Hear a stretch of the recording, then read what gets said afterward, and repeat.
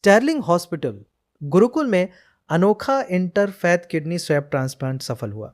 एक हिंदू महिला ने मुस्लिम मरीज को किडनी दान की। सीधा मैच ना मिलने पर दोनों परिवारों ने मेडिकल जांच, काउंसलिंग और कानूनी प्रक्रिया पूरी कर 9 जुलाई 2026 को दोनों ट्रांसप्लांट एक साथ करवाए। सर्जरी का नेतृत्व डॉक्टर सोनल दलाल, डॉक्टर जावेद वकील, डॉक्टर केतन शुक्ला, डॉक्टर हिमांशु पटेल और डॉक्टर भाविन मेहतलिया ने किया। I'm Dr. Sonal Dalal, Director Nephrology Unit at Sterling Hospital, Ahmedabad. સ્ટર્લિંગમાં કિડની ટ્રાન્સપ્લાન્ટ આજે 25 વર્ષથી થાય છે અને અત્યાર સુધી મોર દેન 1300 કિડની ટ્રાન્સપ્લાન્ટ આપણે કર્યા છે.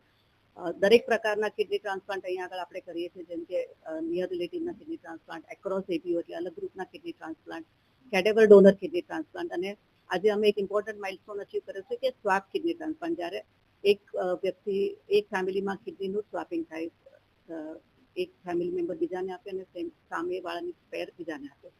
અને kidney transplant is the main treatment of success for any kidney failure patient. એના કારણે એ નવી જિંદગી જીવે છે, નવી લીઝ ઓફ લાઈફ મળે છે, નોર્મલ જિંદગી થઈ જાય છે, બેક ટુ વર્ક થઈ જાય છે અને બહુ જ સક્સેસફુલ અને ઇફેક્ટિવ ટ્રીટમેન્ટ છે for any patient who suffering from kidney failure. જાવેદભાઈ, તમે કઈ કહેવાનું? હું ડૉક્ટર જાવેદ વકીલ છું અને હું લગભગ 30 વર્ષથી નેફ્રોલોજી સિનિયર કન્સલ્ટન્ટ નેફ્રોલોજીસ્ટ તરીકે સ્ટર્લિંગમાં છું અને વાડીલાલમાં પ્રોફેસર છું અને અસમ હોસ્પિટલમાં ક્લિનિક ચલાવું છું. હવે કિડની ટ્રાન્સપ્લાન્ટ એ અમારા માટે એઝ એ નેફ્રોલોજીસ્ટ જે દર્દીને વરદાન આપવા તરીકે છે કે જેમાં કિડની મળતા જે નોર્મલ લાઈફ જીવી શકે છે, એમને લાઈફ ટાઈમ ખાલી દવા જ લેવી પડે છે, ડાયાલિસિસ બચી જાય છે. હવે મારી પાસે આ પેશન્ટ લગભગ 5 વર્ષથી બધા આવે છે અને એમને ડાયાબિટીસના લીધે કિડની ધીમે ધીમે બગડતી હતી. પછી અમુક 15% કિડની ઓછી ચાલવા લાગે ત્યારે ડાયાલિસિસ કરવું પડે કે ટ્રાન્સપ્લાન્ટ કરવું. તો શરૂઆતમાં થોડો ટાઈમ ડાયાલિસિસ કર્યું, પછી એમના વાઈફે કીધું હું કિડની આપું છું.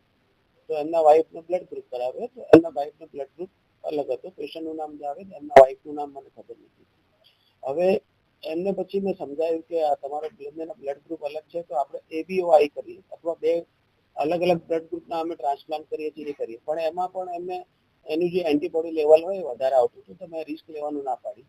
અને મારા કલીગ છે ડૉક્ટર અપૂર્વ, એમને પૂછ્યું કે ભાઈ આપણા આવા કોઈ બીજા દર્દી હોય કે જેને ટ્રાન્સપ્લાન્ટની જરૂર હોય તો આપણે એના બ્લડ ગ્રુપ સામે સામે મેચ થતા હોય તો કરીએ.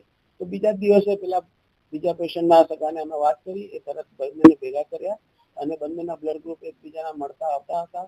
તો અમે આગળ એમને સમજાવ્યા અને એ લોકોએ સહજપૂર્ણ.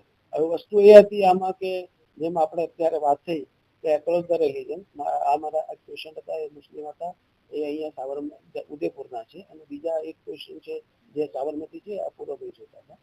હવે એ બંને સરસ રીતે અને એકદમ ભેગા થઈ ગયા કે જાણે એક જ ફેમિલી છે અને સરસ રીતે અમે વાતો કરી અને એકબીજાને આપવા તત્પર તૈયાર થઈ ગયા. અને આગળની કાર્યવાહી પછી હોસ્પિટલની એથિકલ કમિટીને સોંપી, એ લોકોએ સરકારમાંથી સ્પેશિયલ એની મિટિંગ કરી અને એની જે બી લીગલ કન્સેન્ટ એ બધી લઈ લીધી અને પછી અમે ટ્રાન્સપ્લાન્ટ કર્યું. અને ટ્રાન્સપ્લાન્ટ પછી તરત બંને કિડની સારી રીતે એક્સેપ્ટ થઈ ગઈ અને આજે 1-1.5 મહિના 2 મહિના થઈ ગયા, બહુ સારી રીતે કામ કરી.